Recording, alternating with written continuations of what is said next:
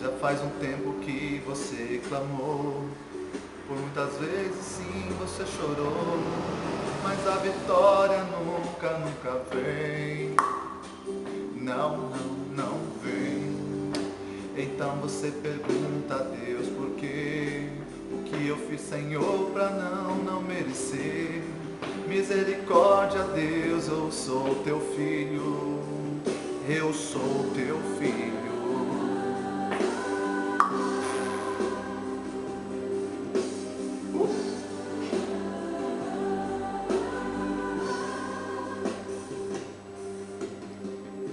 Pergunta a si mesmo onde está Deus, que tantas coisas boas prometeu, mas essas coisas nunca, nunca vêm. Não, não, não vem.